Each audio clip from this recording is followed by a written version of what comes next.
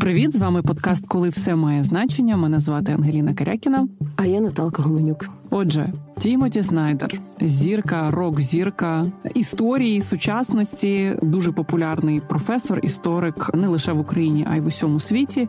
Також, як то кажуть, по совмістительству, хороший друг Наталки Гуменюк. Перш ніж перейти до того, про що ви поговорили з Тімом, я тебе хочу запитати, як ви з ним познайомились взагалі? Я про рок-зірку додам. Цього разу Тім приїхав трошки раніше до України. Він мав бути тут на Великому Заході, на конференції. І в нього між поїздкою в Європу було якісь дні. Він приїхав дописувати свою книжку про свободу і попросив поїхати з ним, подивитися український південь, ще раз виїхати за межі Києва. Ми торік з ним вже виїжджали.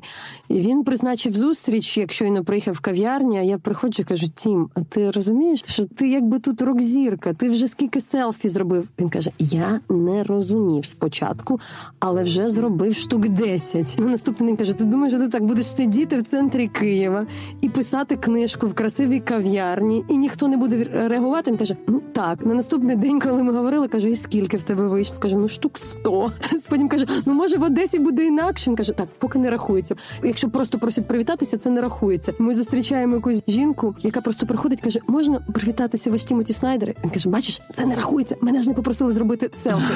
Проходить кілька хвилин, вона нас доганяє, каже: а можна зробити селфі? І руку потиснути. Тому Тім не усвідомлював, але я повертаюся. Я на першій лекції Тіма була десь в 2010 році у Відні, коли він видав книгу «Криваві землі» про Голокост. Я дійсно тоді не знала, хто це. Він був в Інституті гуманітарних наук IVM у Відні. І мої австрійські друзі казали: Тім Снайдер – це як Гаррі Поттер від історії. Він справді так пише, але ми насправді заприятелювали після Майдану. Тім організовував велику конференцію, коли привозив світових інтелектуалів до України. Це була весна 2014 року. Ці люди досі згадують це. Чим особливий Снайдер? Він же ж постійно цікавиться новинами, тим, що відбувається, читає детально матеріали, перепитує.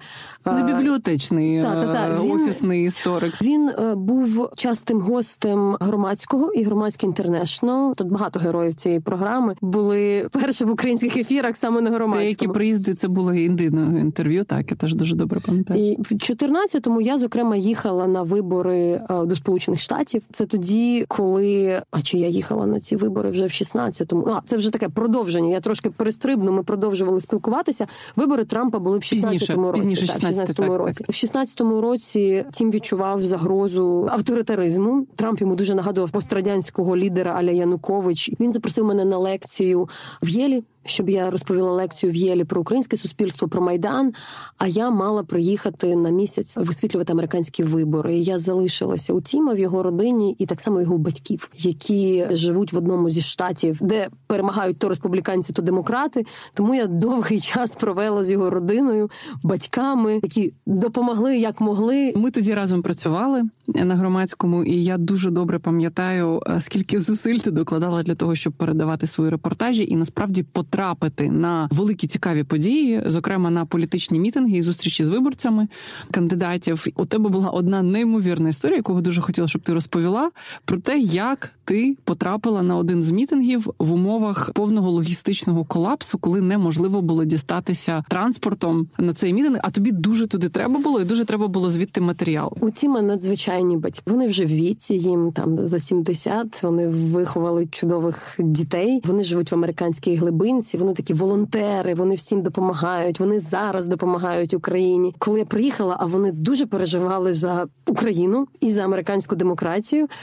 ми спочатку з ними пішли на мітинг, так вийшло, що був мітинг Берні Сандерса, а потім в Америці так це відбувається. Ти ніколи не знаєш, де будуть кандидати. Для українців це дивно. Ти як журналіст приїжджаєш в країну, ти де маєш бути? На виборах, там, де один з кандидатів. А в Вашингтоні немає виборчої кампанії. Вона відбувається в селах маленьких містечках. Щодня їхні рейтингові агенції дивляться. От тут просідає, наприклад, треба їхати в село 1 чи в місто в такому-то штаті. І вони на цих американських літаках президентських кампаній літають від одного штату з іншого. Коли ти журналіст громадського українського медіа з маленьким бюджетом, це неможливо. В тебе має бути власний літак, щоб встигати за цим. Я поясню, в мене був. Але я приїхала і диво. в наше село, де живе мама Снайдера, приїжджає Трамп. Вона, звісно, там намагається, це дуже теж було кумедно, коли ми приїжджали, я хотіла дещо зняти, поліція зупиняє, вона обганяє, об'їжджає, каже, я зроблю так, щоб ти звідси поїхала, там десь шукає мені хороший інтернет. Ключове на мітингу Трампа неймовірна кількість людей. Ми знайомимося з її друзями, з її знайомими, при тому вона навіть організовує якусь мені зустріч з людьми в цьому містечку. Туди приходить колишній прокурор, який розказує, що влада корумпована, розказує мені якісь такі конспірологічні речі, що в мене відчуття, як я на Донбасі в 2014 році, коли мені просто розказують якби абсолютно якусь маячню. І я розумію, що на мітингу Трампа я була, але я не була на мітингу Гіларі Клінтон. А це важливо. Там п'ятниця вечір, де вона? Вона десь має приїхати, вона десь має бути неподалік в Огайо. І я бачу Клівленд. Неділя, останній мітинг Гіларі Клінтон оголошують в п'ятницю ввечері. Це ніби далеко. Але американці за часів Рейгана в 80-ті розібрали рейки і залізниць немає. Тобто вони їздять автомобілями. Автобусів толком немає. З села доїхати тяжкувато. Батьки у віці. Це не той випадок, коли я попрошу старших людей підкинути там 8 годин чи там десь. І тут вони розуміють, що як це так. Українка не потрапить на мітинг демократки і Клінтон. І мама говорить мені, Тіма, Наталю, є варіант, в нас є літак. Я кажу, як літак? Я кажу, в нас є друг, пілот, в нього є літак. І це такий малесенький літачок. Він вже відставний, якби на пенсії. Пілот, в нього дійсно є маленький літак разом з другом. І вони везуть мене в Клівленд цим літачком. Я там кажу бюджетно, кажу, ні, навіть не думай, нам приємно тебе відвезти. Вони просто туди. Так, тебе просто на цьому літаку, тільки тебе, тільки мене, тільки на цей мітинг. Ми прилітаємо в приватний аеропорт разом з Гіларі Клінтон. Вони обирають аеропорт буквально біля стадіону, де все це відбувається. Тому ми приїжджаємо одночасно з Гіларі. Я йду на мітинг. І Гіларі йде на мітинг. Я повертаюся з мітингу, мене забирають назад в наше село. І її також відвозять. Але я скажу так, я приїжджаю, і що було важливо, на мітингу Гіларі Клінтон в той час виступає також дуже відомий американський спортсмен Леброн, який там суперзірка, він сам з Клівленду, але порожні місця. І я пишу Тіму і Марсі, його дружині, ви не розумієте, Гіларі не виграє. Гіларі не виграє. В селі маленькому, чорт знаде, мітинг Трампа, він переповнений, в нього немає місць, там натовп. В великому місті з суперзіркою, в його рідному місті порожні місця. Якби відчуттєво, все, що я побачила, говорить про те, що ні. Але я повернулась в Нью-Йорк, і в мене такі були очі, я ходила по цьому Нью-Йорку, всі роблять вигляд, ніби там Гіларі виграє. Так, інший світ взагалі. Інший світ, думаю, де ви? Ви взагалі не уявляєте, в якій ви країні живете? Ви якось живете де-інде. І я потім, коли зустрічала дуже багато людей, які приїжджали в Україну, знайомих Тіма, ще якихось там світових інтелектуалів, вони завжди мені кажуть, це ти та Наталя, яка сказала Тіму, що виграє Трамп. Він нам завжди розповідає про те, що приїхала Наталка з Огайо і сказала, Гіларі не виграє. Але далі, звісно, це вже якісь далекі, давні відносини. Тім нас дуже-дуже підтримав під час початку війни. Ми багато працювали, спілкувалися. Звісно, в жодному інтерв'ю така історія не вилізе. Я сподіваюся, що це дуже класна і цікава затравка до самої розмови. Я так розумію, що безумовно ви з Тімом говорили про те, що може статися на наступних виборах американських. Я хочу розказати історію про кавуни. Вона просто має бути. Я тепер подумала, де я інде можу розповісти цю історію про кавуни. Історія про кавуни, це вже як ти його возила. Власне, Тім приїхав на південь. Це історія умови того, як ми записуємо цю розмову і подкаст. Він буде про імперію, про фашизм, про війну, про все важливе, але про кавуни було так. Тім не був дуже багато років на півдні України. В Одесі був останній в 90-ті, коли був студентом, спав в наметі і ходив на дискотеку. Умовно кажучи, це його пам'ять про Одесу. Тому ми вирішили поїхати в Одесу. Зокрема, я перед цим готувала великий візит африканських журналістів про зернову кризу, а ми говорили про Україну як годувальницю світу, для Тіма дуже важлива думка про цю солідарність ширшого світу з Україною, не тільки Європи. Він мене насправді надихнув також на проект «Поєднуючи континенти», коли я прочитала, що чилійський президент, який лівий і який щойно переміг, взяв відпустку книжки Снайдера про Східну Європу. І мені здалося, що відкриті ці люди до нових знань. Тоді я там почала радитися, хто це може бути. Це було якийсь час назад. І тут якраз саме час, кажу, звісно, ми можемо приїхати, поспілкуватися що спортом, а головне поїхати до селян. Ми знайшли чудових селян, фермерів в Херсонській області, в яких заміновані поля, в яких величезні врожаї, в яких все було заміновано під час окупації, і зараз вони винаходять якісь Mad Max машини самі, якісь дивовижні, з бетоном, ще з якимись штуками, які розміновують ці поля. Це найкраще, що може бути, поспілкуватися з такими людьми, і це найкраще, що можна зрозуміти. Ми поїхали, але, звісно, першій зустрічі ми зустрілися з одним з фермерів з Крутого Яру по дорозі. І поки ми з ним говорили, він сказав, що національні мережі магазинів українських, якось не дуже поставилися до херсонських кавунів, які вціліли, тому що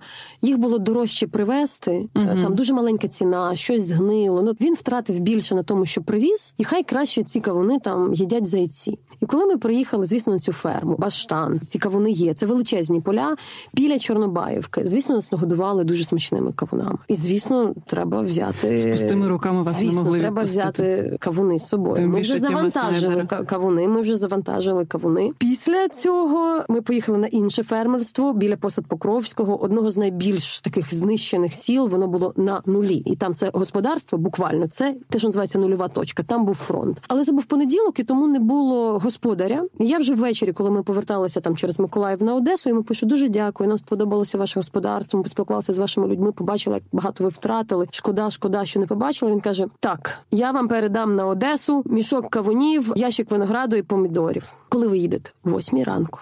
Думаю, це далеко передавати. Ми розберемося, в нас є Володимир Володимирович, не треба, перепрошую. 6 ранку я прокидаюсь вже. Я передав вам привоз, 10-та платформа, 10 ранку. Ми ще пожартували з Тімом, ми мали виїжджати раніше. Кажу: Тім, ми чекаємо на кавуни, тому що ми ж не заберемо з кавунів ніяк. Він каже: так це була конспірологічна твій задум, щоб ми нарешті сіли в готелі і поговорили, а не в машині записували з поганим звуком. Кажу: може і так. Це змова наша з фермерами затримати Снайдера на 2 години для спокійної розмови, в якій ми, власне, це інтерв'ю і записали. Мій чоловік, який був за кермом, ми його послали за кавунами. В чому проблема? Кавуни не я ношу, ні я, ні Тім кавуни не носить мій чоловік. Ми жартували всю дорогу, що ми можемо відкрити наметик такий, знаєте, при дорозі продавати кавуни. Зрештою, я кажу: Тім, ви розумієте, це дуже цінні кавуни, вони з Херсона. Ти їх збережи, комусь подаруєш в Києві символічно. Ми залишуємо йому, а мій чоловік всім роздає ці кавуни. Роздає ці кавуни. Він каже: ти ж їх не їси. Там консьєржі, ще комусь. Я маю право в подкасті на кілька рекламних блоків. Я хочу підтримати кавуни з Херсонщини, використовуючи подкаст зі Снайдером. Ми були запрошені на іншу вечерю головної редакторки журналу The Economist, яка там зібрала якусь кількість людей, серед яких був Євген Клопотенко, наш український ресторатор. І тут ми сидимо в той самий вечір, коли ми тільки привезли цю купу кавунів, вечеряємо. Євген каже: але найголовніше на завершенні розмови – це не все, що ви тут побачили. Спробували. Я маю щось надзвичайно особливе. Кавун з Херсонщини. Ми просто жартуємо. Я кажу: бачиш, ми не дарма їх привезли. Ми, до речі, домовилися з Євгеном, що Євген ці кавуни у цього фермера замовив. Це були кавуни у Євгена вже з іншої якоїсь... Інші. Але ми зрозуміли важливість, я його попросила підтримати херсонських наших фермерів, і кавуни вже їдуть до Клопотенка. Але вже мали приїхати і бути в ресторанах. Але на наступний день починається велика конференція ЄС. Я тільки на неї заходжу і бачу, там починає говорити Тім про подорож на південь з кавуном на сцені. Розповідає про свою подорож на південь, про те, чому Україна – це цивілізація, звідки от витоки цього півдня, який годував там Афіни, решту. Так, він про голод як про інструмент багато так, говорив. Він говорив про голод як про інструмент. Цей кавун на сцені, він його дарує Фукуямі. На наступний день він бере інтерв'ю, в них взаємне інтерв'ю, Снайдер, перша леді Олена Зеленська. Він дарує цей кавун першій леді. Чекай, скільки в нього було кавунів? 2. В нього було 2. Щоб ви розуміли, я пишу після цього подарованого кавуна першій леді, пишу Володимиру Володимировичу, ще одному фермеру. Володимир Володимирович – це фермер. Фермер. Кажу: Володимир Володимирович, вашого кавуна передали першій леді? Він відповідає: так що, передати вам кавуни на Київ. Але ми просто жартуємо, тому що в нас дуже багато фотографій з кавунами. Я доведу цю історію до того. Знаєте, що я хотіла розказати один момент про Тімоті. 2014 рік, коли не був ще Тім настільки популярним, хоча був так само прекрасним істориком, коли була конференція, щось там на одну хвилину сталося з перекладачем, буває таке, з польської. І Тім – це людина, яка візьме мікрофон і буде перекладати. Як перекладач, коли потрібні вільні руки. Тобто він надзвичайно скромна людина. Зараз він, звісно, рок-зірка, але я можу просто теж по-людськи сказати, що він якби дуже чуттєво може зв'язати оцю історію Чорнобаївського кавуна з цивілізацією, світовим голодом як інструментом, історією світу, але приділити достатньо часу херсонському фермеру. Мені здається, це найкраща підводка і відповідь на питання про далеких від світу інтелектуалів і невимушених розмов, яка дуже круто ілюструє взагалі те, як працює інтелектуал. Це ж його хліб, так би мовити, да? Як ще інакше можна зрозуміти цю країну, зрозуміти те, що відбувається. Дякую тобі за цю історію. Ми анонсуємо випуск інтерв'ю Наталії Гуменюк з професором, істориком Тімоті Снайдером. Тож слухайте, пишіть нам, задавайте питання і, можливо, якісь з цих питань або ваші враження від цього Наталка передасть професору Снайдеру.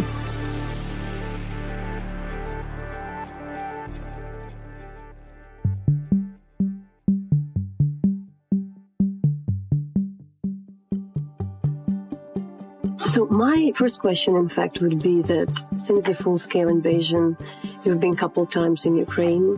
So it's second time, third time. But you had a bit more time to spend here. For you, being here now, what have you learned for this time as a historian, as somebody who is, following Ukraine super closely? Well, there's certain things that you understand very quickly when you're present, even though you should have understood them before. And on this trip, one of those things has been the way that this war is about food. Now, I have been writing about that. I wrote an article in Foreign Affairs more than a year ago, which was about this. But it's really, I don't think I've quite processed how central it is to the whole thing. So, first of all, we know that food supply is very central to Russian thinking about war. And as a historian of the Holodomor, this is something that should have been more on my mind.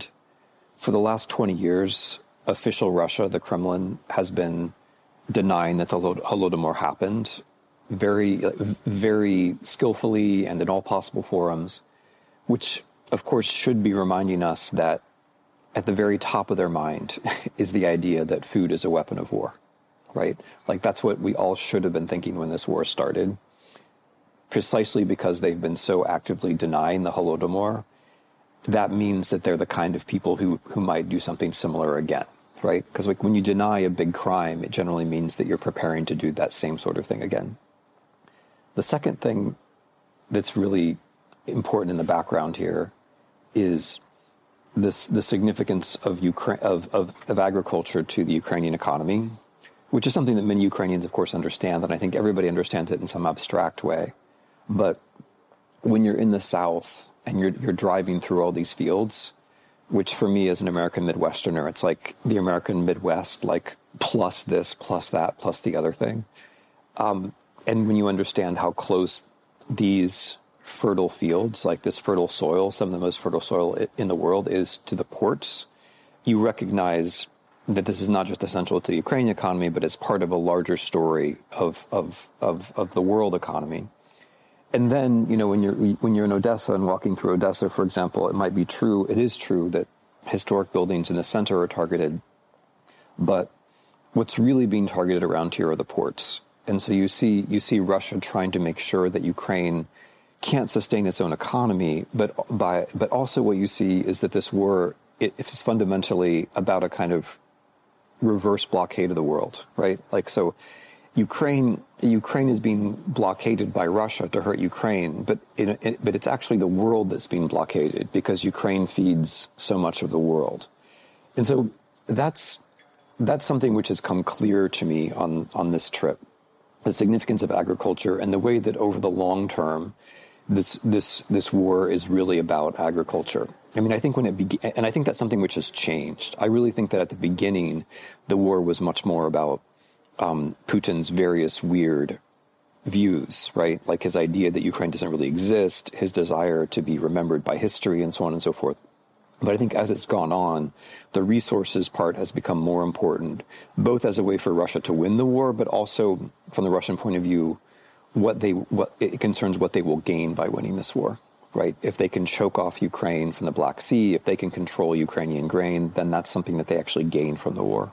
I'll have a couple unrelated, the questions, some are related to each other, some are not, but really a lot about the terms, because we won't have a chance to talk about everything. Where I'm curious is, at this stage, you were one of the first who clearly, marked the current Russian regime as fascist.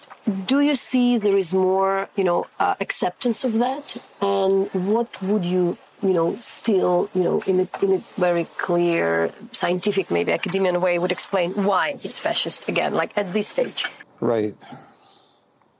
Okay, so starting with the definition, it's hard to create an academic definition of fascism because the whole point of fascism is that you reject reason in favor of will. And so with fascism, you're looking for leaders, propaganda systems, people who seem to be rejecting standard forms of logic and empirical evidence in favor of a commitment to will and an ability to place their belief not in what's happening in the world, but in the mind of a leader, right? And so they're fascists by this definition everywhere, not just in Russia. A second element of fascism is the idea, which is related, that you don't understand the world in terms of objective forces and interests. You understand the world in terms of conspiracies, right? So the Jewish international conspiracy is one, but the idea that Ukraine only exists because of a conspiracy is, in my view, a fascist idea, and that's a very widespread idea in official Russia and Russian propaganda and so on and so forth. And then a third part of it is the notion that, since everything is about will and not reason, and since the world is about conspiracies and not interests, the way to pursue foreign relations is by way of force. And we don't have to justify our wars reasonably, right? We don't have to obey the rules because all of that is nonsense. We're just going to try to overwhelm our enemies with our propaganda and with our bullets. And of course, the Russian war in Ukraine is very much like that. There is no coherent Russian explanation of why they are at war with Ukraine, why this would serve Russian interests. In any rational account, you can't really justify this war. What they're doing is they're produced for 18 months. They're producing deeper and deeper levels of irrationality about what they're doing, right? So it's about gays, it's about Nazis, it's about Jews, it's about Satanists, whatever, right? But they're just producing more and more different levels of irrationality. So in a very broad way, that's a definition of fascism and how Russia today fits into it. It's about will over reason. Therefore, it's about conspiracies over interests.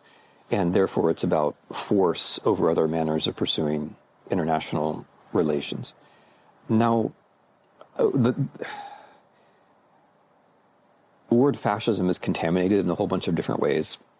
One of them is that Russia itself refers to its enemies as fascists all the time. In particular, Russian fascists call other people fascists. And that makes everything so confusing, and it discourages people from using the word, right? So if prime Russian fascists, like say Dugin, always refer to liberals as fascists, then people don't want to use the word because I don't want to get into that. I don't want to get involved. And then there's also there's a sort of lack of confidence, right? People know that saying someone is a fascist is a big claim, and so they prefer to say, well, maybe authoritarian or whatever. They just don't want to make a clear conceptual claim. But I think without the clear conceptual claims, you then are unable to, see what's actually happening and pursue the right policy. And then another weird thing which is going on, this is probably particular to the US, is that people don't like to use the word fascist because they think other people will be offended, which I think is very weird because whatever fascism is, it's not supposed to be a safe space, right? Like the fascists are precisely the people who are saying it's all about combat and will and so on. So the idea that you should be offended that you're calling a fascist seems very weird to me. You mentioned the fact that the term is contaminated. Another concern is that the term genocide is contaminated. But also in your writing and in what we also do while, documenting the war crimes within the Reckoning Project, we see the signs of the genocidal campaigns. But, the lawyers, of course, would say, let's be cautious. It's very difficult to prove. And is it really difficult to prove in this case? Would it be difficult, or what would you see already a year after the full-scale invasion? Honestly, not at all. I think it's a really clear call. And I think actually the problem that people have is that they know it's genocide. I think perversely that's the problem, that because people know it's genocide, they don't want to call it genocide. That's the logical reason. Because if you know it's genocide, that means you should be doing more than you're doing. And I think that's the moral trap that people are in. I mean, it applies to governments in the sense that if a government issues an official statement along the lines of this genocide, that suggests that the government probably should be doing more. And that is the case with the United States of America, right? In our own official discussion, I know that's happening. But it's also true for human rights activists and people in general. If it's true that this is genocide, that means that we should have been engaged more as institutions, but also as people earlier on. And so I think we're in this funny moral trap where people are perfectly aware that it's genocide, and it's their very awareness that it's genocide which stops them from saying it's genocide. And I think we have to break through that. So, I mean, as for me, in my academic work, I don't use the word genocide because it has two meanings, and it's hard to and so I just avoid it, right? The one meaning is the kind of popular meaning. Genocide means killing everybody. And then there's the legal definition from the 1948 Convention, which involves an intention and then involves 5 separate acts with that intention. So in my academic work, I avoid it. But when we're considering what's happening in Ukraine in terms of the legal definition, right? I'm stressing the legal definition. It's unambiguous that there is intention. I mean, there has never been more intention expressed in public in any historical genocide. There's far more recorded obvious expression of genocidal intent here. And if any, on Russian state propaganda, in the statements of people who are high up in the Russian state, all the way up to the president of the Russian Federation, there are very clear statements of intention involving, the claim that Ukrainians don't really exist, for example. Or just open claims that people who identify as Ukrainian should be killed in the millions. I mean, this is routine in Russian state propaganda. But then all of the acts, I mean, every act in the Genocide Convention, from killing people, which is the first one, down to the last one, which is the forcible removal of children. All of those things have been clearly fulfilled. So I think it's pretty transparent that this is genocide. And I think, what we're really dealing with is not the question of whether this is genocide. What we're dealing with is a very familiar historical phenomenon, which is that simple factual knowledge of something like this is not enough, right? It has to involve a kind of moral reflection, which says, yes, I could have done more. And now am I going to make an excuse for not having done more by denying that the thing that is really is? Or am I going to accept that, yes, I could have done more, and therefore I'm going to do more in the future? And I think that's really where outside opinion is right now. I think that's the trap that we're in. Another term we use often is empire. And the fact that we call this war imperial. But what are to what extent it's actual, Russia want to be empire? Is it empire? In this way, in the 21st century.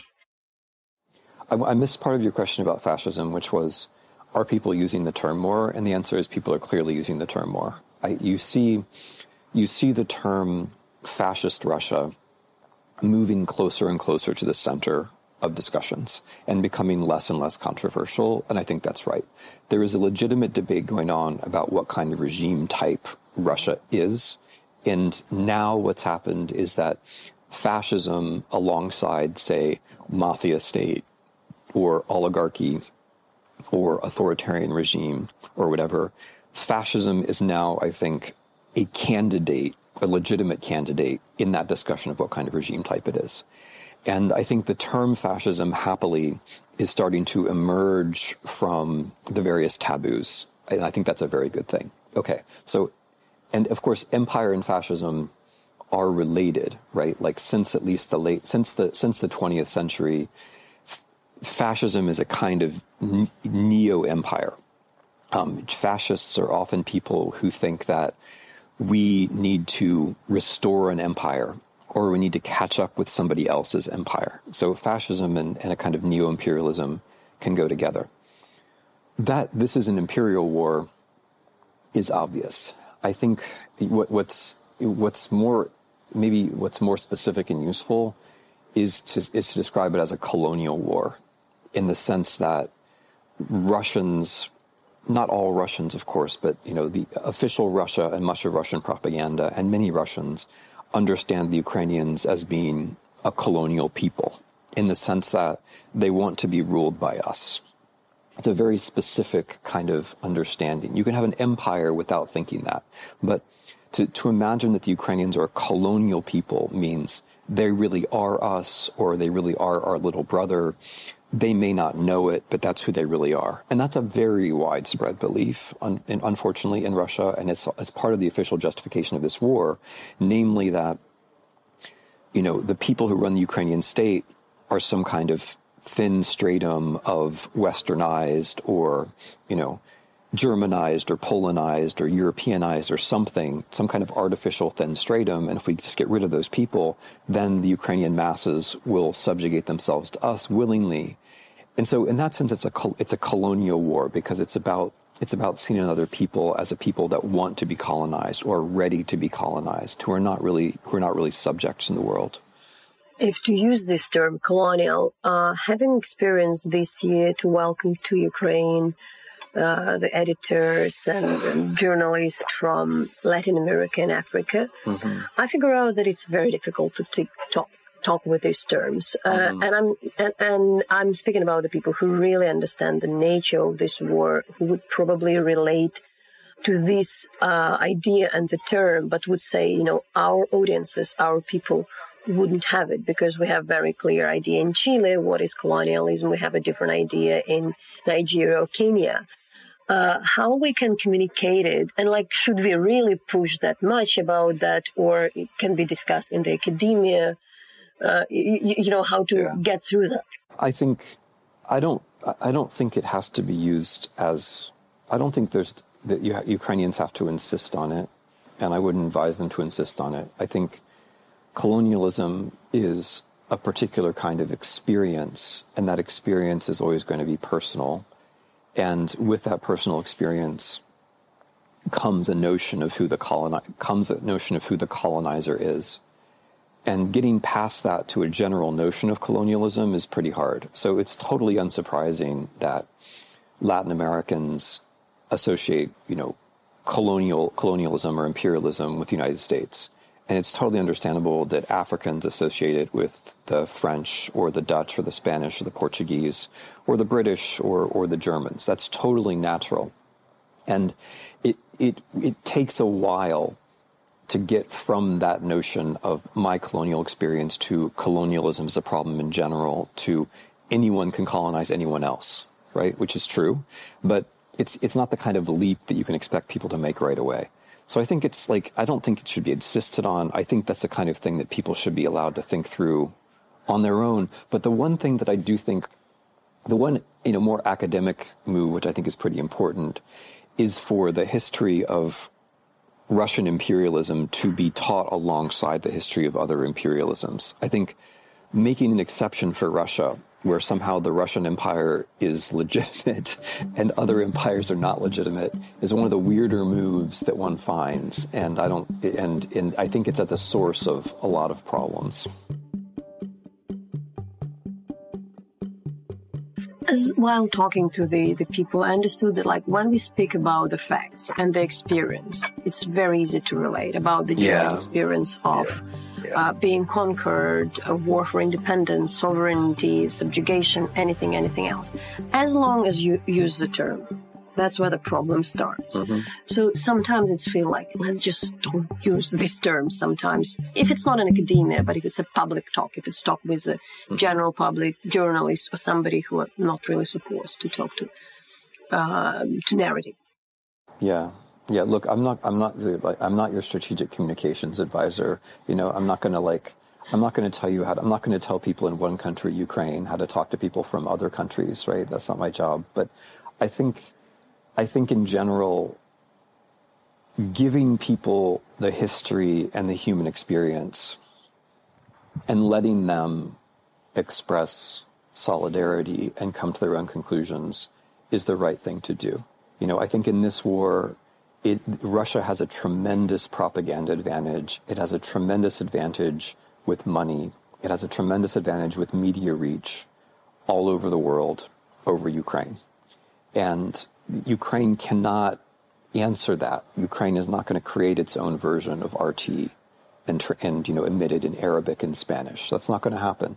But what Ukrainians can do is they can share human experiences, and they can let Africans or Latin Americans or African Americans or other people think about that. So, I think that's a reasonable way to go about it. You shouldn't, I agree with you. It's not going to make sense to tell other people what larger terms they should be using.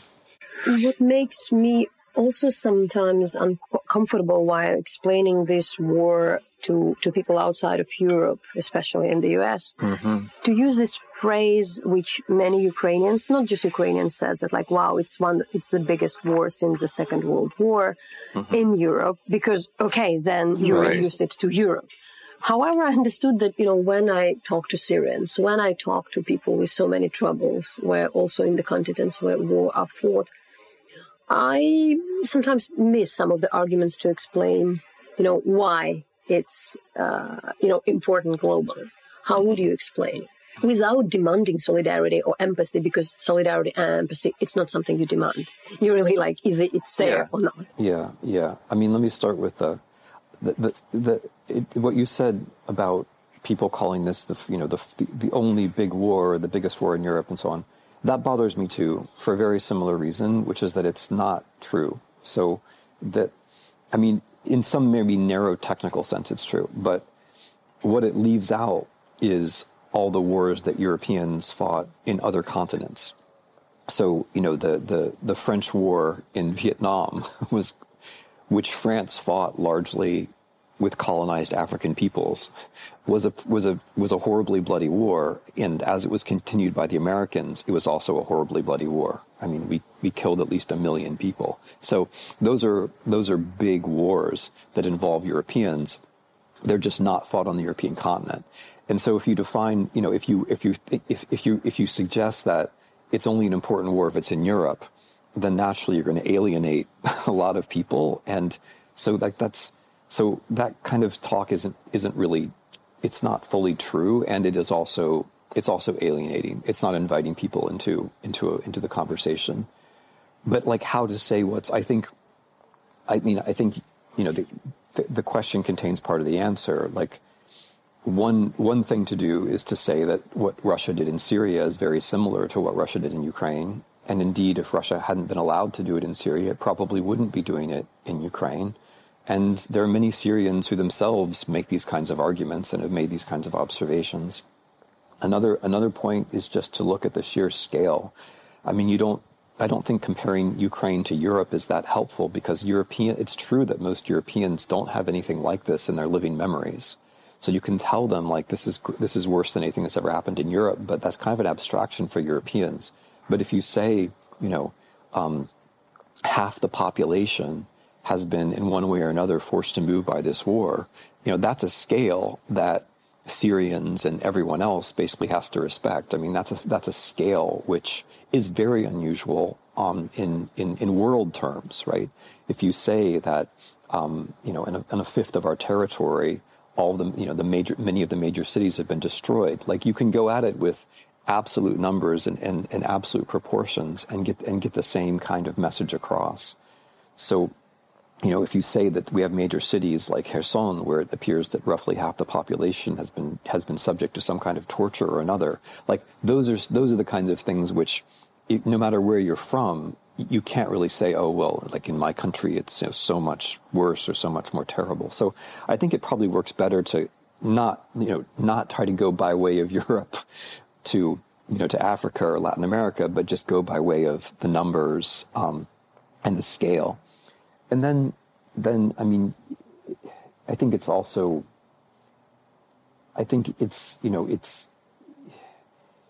when you're, there are also points of reference like Wagner and mercenaries and like wars for resources that are common, right? I mean, the reason why Russia's in Africa has everything to do with resources. And one of the reasons why Russia's in Ukraine has to do with resources. And the fundamental thing that people do have in common is that everyone has an interest in the exchange of food for low prices. And that's what Ukraine was able to offer to the rest of the world. Much of the rest of the world was food for low prices. And what Russia is essentially enforcing is a regime where there will be less food for higher prices for everybody else. And so that's a way, and that history of war by way of food is something which Ukrainians have in common. I mean, it's a bit different, right? Because Ukrainians are the exporters. But if you're Indian or if you're Irish, there is a common history of food being a weapon of war. And that's another language you can use. You've given the lectures incredibly popular in Ukraine, but not just about the Ukrainian history. And while we were talking, you mentioned that, the Ukrainian history is very interesting. And even in some way, we mentioned that, compared, is Ukrainian culture more interesting than the Russian culture and things like that. I'm obviously, as somebody who lived in the country whose culture was often called less interesting, I'm generally concerned to compare, cultures. Is any culture can be better than the others, but it definitely can be more interesting. Why would you tell that the Ukrainian history is, more interesting than some other histories? Well, without naming these histories. Right. I mean, obviously I'm going to answer that in a slightly different way. But with culture, so let me say something about contemporary culture, and then I'll talk about history. With culture, there can be a real tension between what is going on in a contemporary culture and the reputation that overall culture has. So if you look at contemporary Ukrainian culture since 2014, let's say the last decade, in music, the visual arts, poetry, literature, it's been an extraordinarily creative period. And this is the second point I want to make. The Ukrainians themselves don't necessarily take enough credit for it or promote it enough. And that's because although Ukraine clearly has it's broken out of any kind of, Soviet restraint at this point, there still is, I think, a bit of a complex among Ukrainians about how interesting their culture actually could be to other people. And, South Korea is a bit of a analog here where South Korean culture is really interesting, but the South Koreans themselves may not be so good, or maybe they have gotten good at saying how interesting it is. But there's a post-imperial thing going on here. And this is the third part of it, when Americans or West Europeans look at this part of the world, they have a very few reference points, and their few reference points culturally tend to be Russian imperialists, like Pushkin or Dostoevsky. And I say this, and I'm not saying that Pushkin and Dostoevsky, by the way, were not great. They were great, but they were also imperialists. I mean, America also has a lot of great imperialist writers. It's not surprising. But their points of reference tend to be 19th century Russian imperialists. And and it's a little bit, and what I've noticed in the, especially Anglo-Saxon public discussion is people are kind of, if they know anything, they're sort of proud that they know, like, who Dostoevsky was and Pushkin was, and like, they may not want to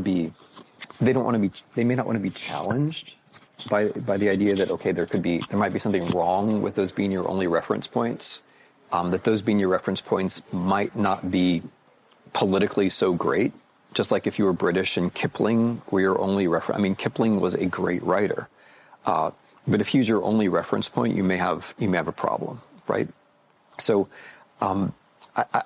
so part of it is that, like, when Americans and the British and the French do this too, when we want to be cosmopolitan, like we say, oh, but we know about Eastern Europe because we know about Pushkin and Dostoevsky, and then they feel a little threatened when you say, but well, do you know about Jadon? Like, do you know about any contemporary Ukrainian writers? And so there's like this sense of like, okay, I felt like I was cosmopolitan. Now I'm feeling a little threatened. But the Ukrainians, I think, are slowly pushing through that. And I mean, just objectively, the culture is right now, it's just fascinatingly dynamic, including during the war, right? Like there are many things which have to be done with Ukrainian culture now, and like I'm trying to be involved in some of them, but one of them is a collection of wartime poetry. Like there's an incredible Penguin volume, the publishing house Penguin. There's an incredible volume of the poetry of the First World War published by Penguin, and it's the last such thing. Like, there hasn't been great war poetry since then, at least in my language, my native language. But there's a lot of good Ukrainian poetry now, which in some way has to do with the war. Like, that's an example. Like, there should be a book of that. That somebody should collect that. But it's like one of 100, that's one of like 10,000 examples. Okay. History. So, I mean, I find Ukrainian history interesting because Ukrainian history is connected to interesting things. I think it's interesting that the migrations that spread some of the fundaments of European culture came from the lands of Ukraine. That doesn't have to do with like Ukrainian people. Ukrainian people come on much later. I find it fascinating that the ancient culture that we associate with Athens was in fact economically dependent on actually where we are sitting right now, the northern Black Sea coast, and that in fact a lot of Greek culture was a synthesis with Scythian culture. I find it fascinating that the conversion of this part of the world to Christianity involved a competition between Eastern and Western Christianity, but also the presence of Islam and Judaism. I find it fascinating that the people who did the converting were North Europeans, Vikings from Scandinavia, and that the country that they then governed, they inherited from the Khazars and was populated by Slavs. I find that synthesis at the very beginning fascinating. And that's just kind of at the beginning, right? Like at every level, Ukrainian history takes things that you think you know about and makes them more interesting. It makes the ancient world more interesting. It makes the classical world more interesting.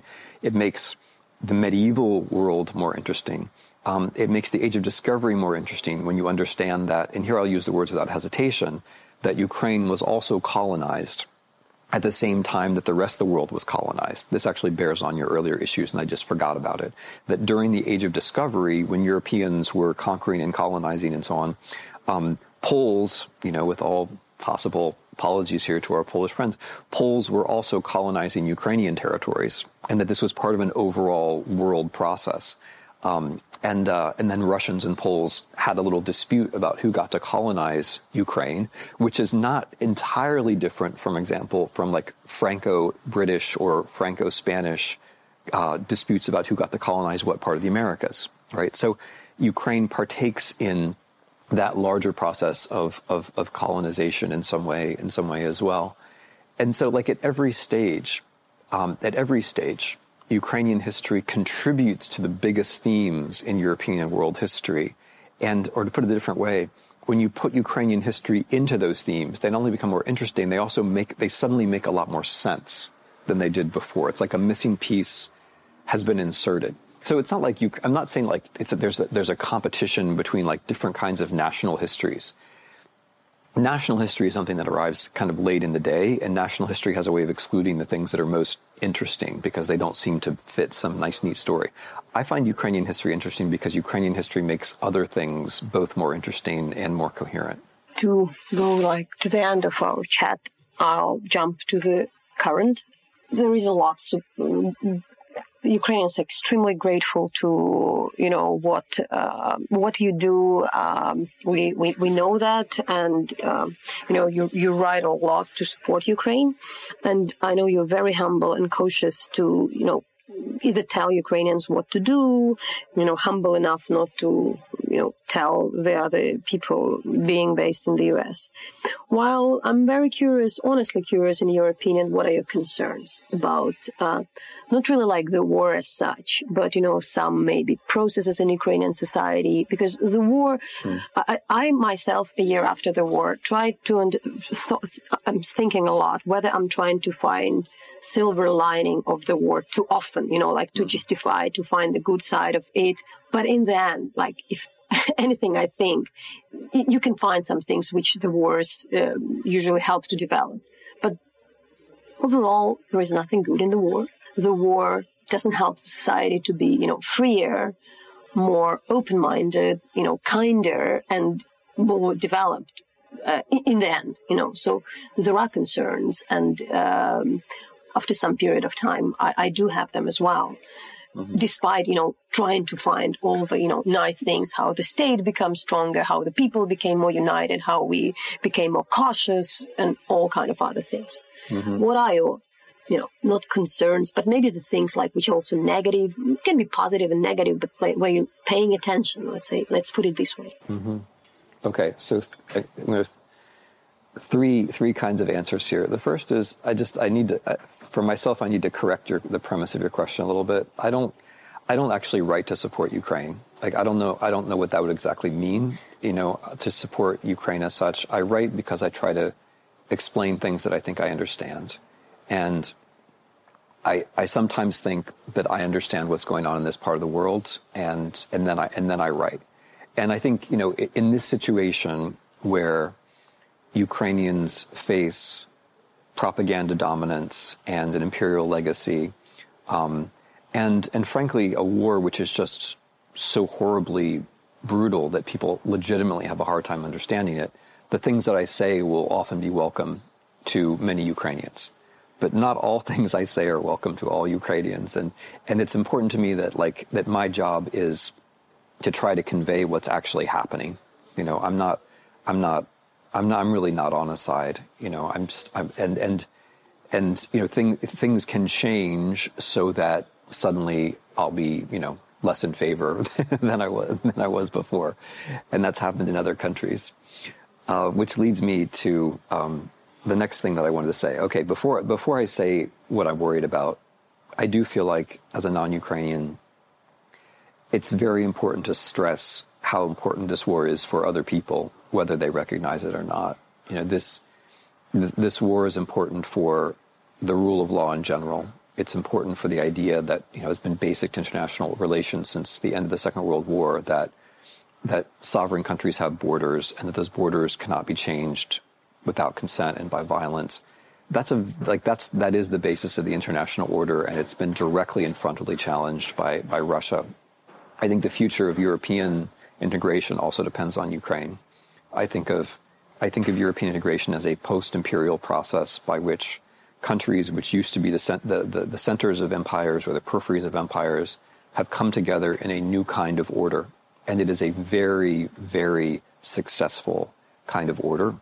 But its continuation depends upon its enlargement and its ability to overcome new challenges. And it also depends upon its ability to tell a new story about itself. And Ukraine offers all of those things and many other things to the European Union.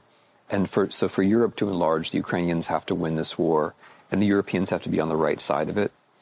And then another thing which is really crucial in this war is overall, the future of global security. In the U.S., everybody is much more worried about China than about anything else. But the basic truth is, if the Ukrainians can reverse Russian aggression, it makes Chinese aggression much, much less likely.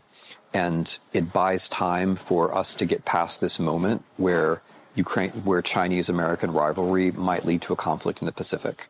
So there are all these things that Ukraine is doing aside from defending itself. And I think any foreigner, when asked, really has to start with those things. Because you really are doing, we are gaining extraordinarily from this war with, and all we're supplying is, some nice words and some, and a little bit of, from the point of view of the American budget, a tiny amount of money. Okay, so then my concerns, well, first of all, I'll start on the negative and the positive.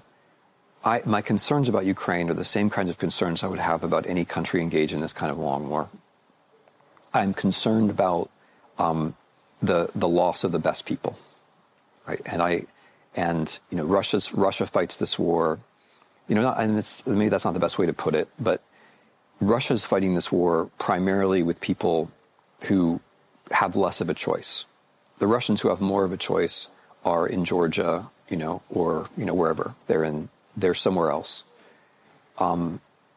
They've left. The Russians who had some kind of discretion have generally left the country. They're fighting this war with the people that they forced to fight it from occupied Ukrainian territories. They're fighting this war with their own people they've taken out of their own prisons. They're fighting this war with their national minorities. They're fighting this war with the impoverished. There are very few Russians who see this war as their own war in the sense of they want to go off and fight it. Whereas on the Ukrainian side, although I don't want to idealize the situation, there are people who are doing what they think they ought to be doing. And the Ukrainian army is much more, again, I don't want to idealize it, but it is much more socially representative than the Russian armed forces. And I worry about too many Ukrainians dying. And I worry about too many Ukrainians dying who have a future in this country where they would be building and doing interesting things. I worry about that. And therefore I'm sympathetic to the view that Ukraine should fight this war in such a way that it cuts off Russian logistics and makes it impossible for Russia to fight. I think that is, even if I didn't have this concern, that would be the right way to fight this war. That's a slightly different discussion. So I'm worried about that. There are only so many Ukrainians. It's not, and there have been a lot of various kinds of demographic losses since this war started. So that's one thing I worry about. Another thing I worry about is the difficulty of getting from a wartime politics to post-war politics. So I would say that you have an excellent wartime leadership, and that the people who were elected for peacetime, or even elected like Zelensky on a peace platform, basically, have proven to be excellent wartime leaders. But for Ukrainian democracy to continue, those excellent wartime leaders have to be willing to make the step to being excellent peacetime leaders. And it really is a different sort of job, and it involves having different sorts of authority. And I think it's possible. It's been done. But it's definitely something that people have to be very conscious about. And if you are a wartime president or any kind of wartime leader, you have to be aware, this is a state of exception, and at some point I'm going to return to something else. Which connects to another concern which I have, which is about reconstruction. However much money or however many resources the West throws into reconstruction, it would be a moral hazard and a mistake to put all of those resources in the center of the Ukrainian state.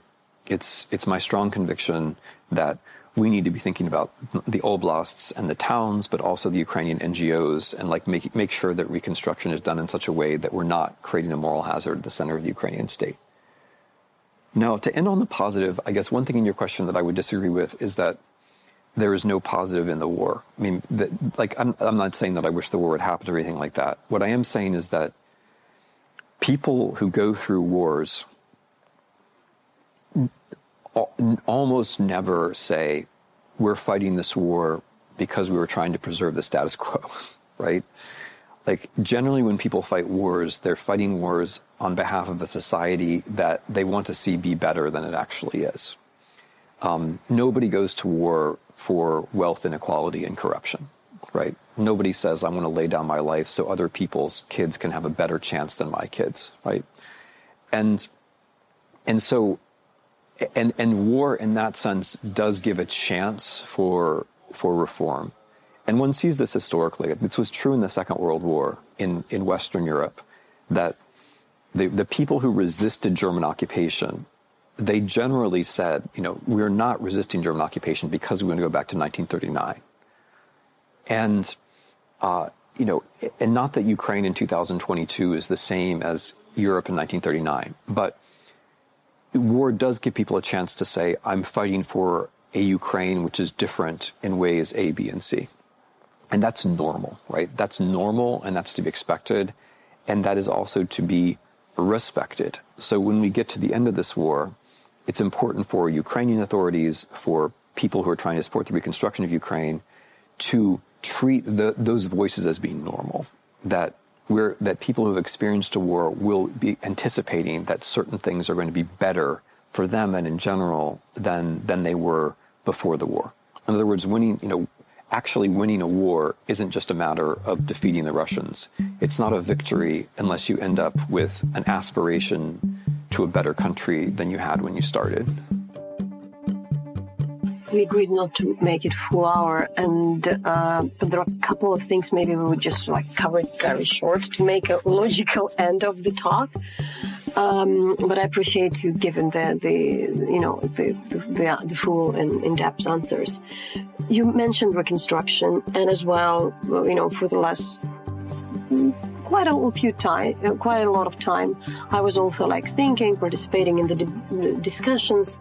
But yesterday, when we were talking to one of the Odessa businessmen, he told an interesting thing that while people are speaking about infrastructure, it's especially in Europe, it's we want to catch a flight without buying a ticket. And I recently read the brilliant essay I loved a lot by our friend Vasil Cherepanin, who technically wrote that so many talk he hear, especially in Europe, about the post-war reconstruction.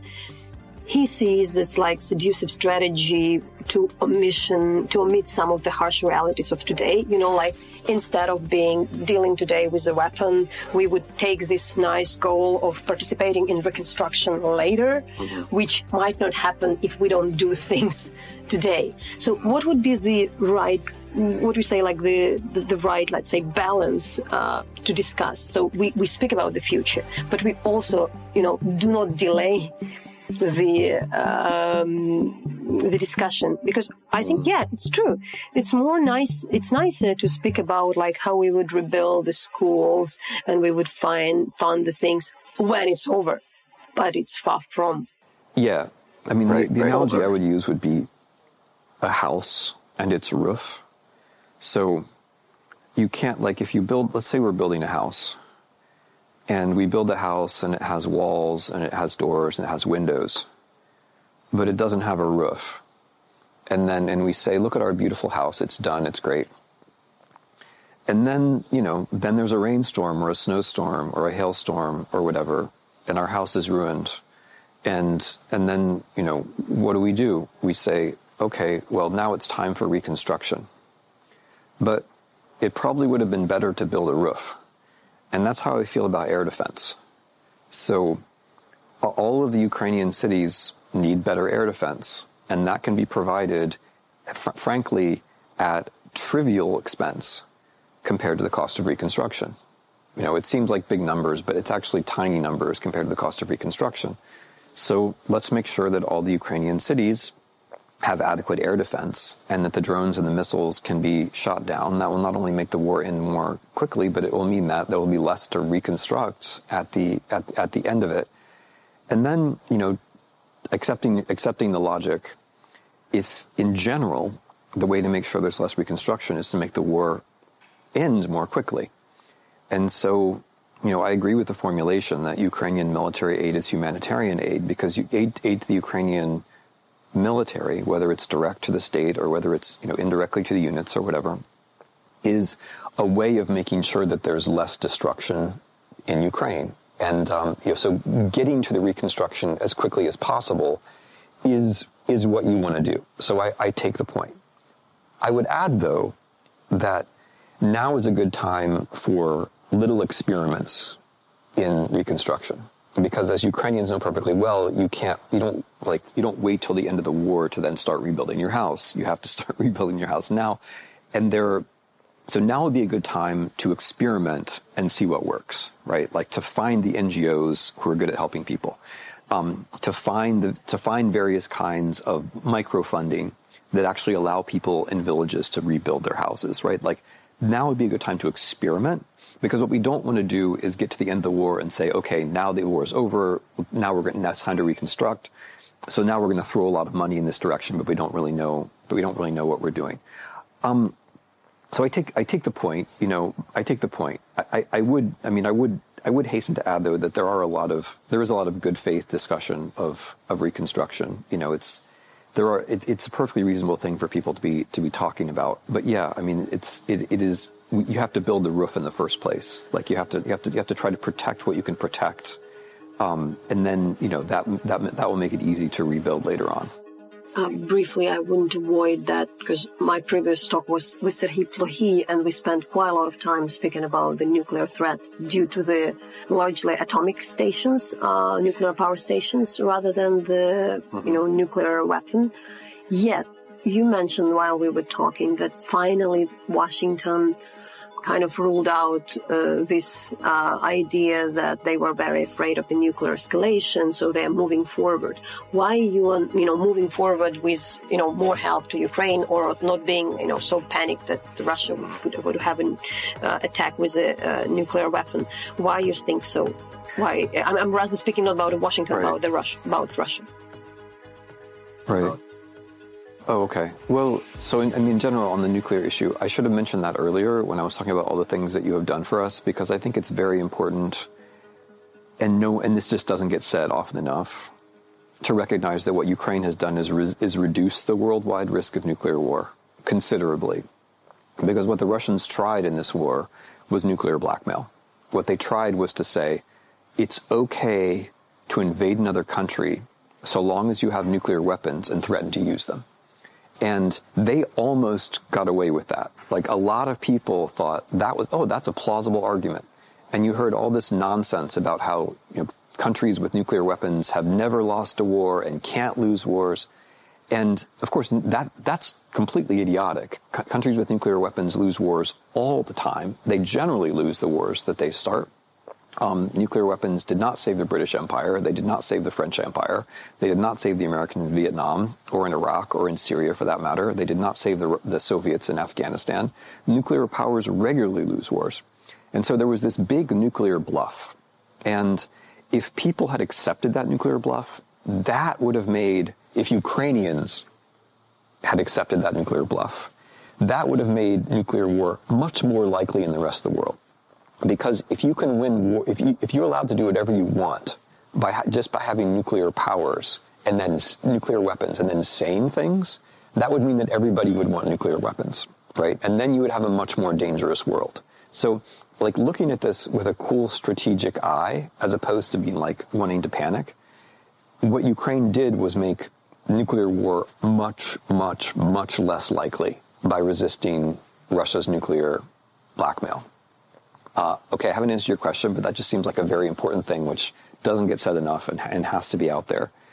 So about Washington, I mean, I think it's just that Russia's, like the stuff that Russia said got so ridiculous that at a certain point, even American anxiety and self-regard, which are two almost inexhaustible resources, were exhausted.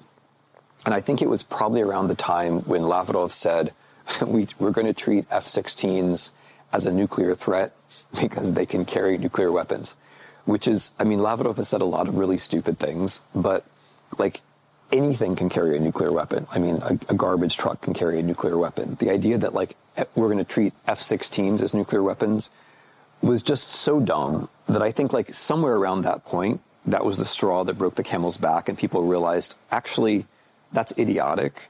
and wait a minute, maybe all the other things they said were idiotic too, and maybe this whole thing never made any sense from the beginning, which is correct, right? The whole thing has always been nuclear blackmail from the beginning. You didn't ask me why it doesn't make sense for Russia to use nuclear weapons, so I'm not going to answer that. But the whole thing has been a bluff from the beginning. And I just think it's just a matter of time. Like, the Americans started this war from the perspective that we want this to, this is dangerous for the world, and we want it not to be about us. And, you know, the Biden administration's starting point was, we're going to help Ukraine, but we're not going to fight a war with Russia. And it's taken a long time for them to, and then the Russians, of course, took the second part as a resource and have spent a lot of energy trying to explain to the Americans that whatever they do, it's a war with Russia. And the Americans, you know, in their slow way, have tried to process all of that. And I think really all that's happened is that they've processed it and they've now realized that that was never actually true. But you're not going to find American officials who say that, right? You're not going to find American officials on the record who are going to say, yeah, we got this wrong for a year, because American officials never say they got anything wrong, let alone for a year. But yeah, that's kind of where we are. So it's not that the threat of nuclear war has increased or decreased. It's always been minimal, except if you're a Ukrainian concerned about power stations, which is a slightly different issue. But where did you want to go with this question? Like, what? But your argument, you said, like, I didn't ask you why Russia wouldn't do this, but that's something which it's not very much clear. So it would be very short in a couple of sentences. Oh, because it's a prestige for Russia. It's prestige. So for Russia, much more important than Crimea or the Donbass or Ukraine or any of this stuff is the notion that they're a superpower. And the notion that they're a superpower depends upon having nuclear weapons and not using them. The moment that you use a nuclear weapon, one, you're admitting that you lost a conventional war, therefore you can't be a superpower. Two, you are becoming you're becoming a criminal, and you're upsetting everybody, including your allies, the Chinese. And three, you're taking away your own power to try to intimidate people with the threat of weapons, because if you use the weapon, you can no longer threaten people with it, right? And that's all before you get to the more basic things, which are, if they actually used a weapon, then there would be responses from the West, which would be quite terrible for Russia. The short final, I'm taking your time, the precious time, from finishing your manuscript about the book about freedom, which you would do right away if we haven't been talking. It is the case. Yet we had quite a lengthy interview a year ago, right after you were in Ukraine, and you also talked for 2.5 hours with the President Zelensky also about freedom. You've given the talk at the book Arsenal about freedom. So, you know, all the questions are there. And I'm not asking about, you know, to repeat that. In brief, since a year ago we talked, while working on your book and thinking what new you have learned, if you have learned about freedom, or maybe something interesting, aspect of freedom you weren't thinking before. I mean, what I've been struggling to do is to put words around something that it's hard to put words around, which is that freedom can't just be about the constraints in the world. Freedom can't just be about the walls around you or the fences around you or even someone's occupation of your country. That freedom has to be about becoming who you might be on the basis of the moral commitments that you discover along the way in your encounters with other people. And that all these things, including foreign occupation, are bad not because they're barriers as such, but because they're barriers to people and how people might develop, what people might become. That freedom is positive, in other words, is kind of central argument of the book. And so Ukraine has helped me with that along the way. partly because I've made a bunch of Ukrainian colleagues read my book for me, and they've workshopped it for me, and that's been great. But also because of the way that Ukrainians who are not my colleagues, my university colleagues, but Ukrainians in general, soldiers and people who've lost their houses and just parliamentarians, but also totally normal people talk about freedom when they talk about it. And it's almost, and you've written about this actually, so I'm just like stealing your argument, but it's interesting to me how when Ukrainians talk about freedom, it's not freedom from something. And Ukrainians are in a very good position to be saying like, oh, freedom would just be freedom from the Russians or from occupation. And it's been very interesting to me to hear over and over again when Ukrainians use the word freedom, what they really mean is freedom in us or freedom for something. Like that freedom is, if you're free, that means you're on the way to doing something which hasn't been done before. And you're on the way to becoming a person that you're not quite yet. And that's been very, it's been, to use a word that's overused, that's been inspiring. But it's also just been intellectually helpful as I try to think this all through. So it's not a book about Ukraine. There are a lot of Ukrainian examples in it, and Ukraine has helped me in this way. It's also helped me with the concept of how important the body is for freedom, because there's a whole tradition in philosophy which I'm relying on here, where we being free isn't just it has something to do with what it's like to be human, and what it's like to be human involves having a body, and that it's not. So we shouldn't be worried about the freedom of speech of the algorithms. We should be worried about the freedom of speech of the humans, and the freedom of speech of the humans is significant. The reason why we have freedom of speech is to protect human bodies when we say risky things. Like that's what it's all about. Ultimately, it's about protecting the body when we say risky things, and Ukraine has been helpful for me there too, right? Because saying something risky is about the truth, but it's also about risks, right? Like it's about the physical risk, and the being able to, and this is also an East European dissident tradition of thinking about this, but like saying what you think is true, but also knowing that you're taking some kind of a risk for it is essential to freedom. Like that freedom is connected to truth, and it's connected to risk. And if like these discussions we have in the world about freedom of speech are often very abstract and meaningless because they're about like, can some billionaire reach 100 million people with his tweets or 80 million people with his tweets? And that's not freedom of speech, right? Freedom of speech is, I'm willing to take some small risk, or maybe some greater risk, but some small risk in order to get to the truth.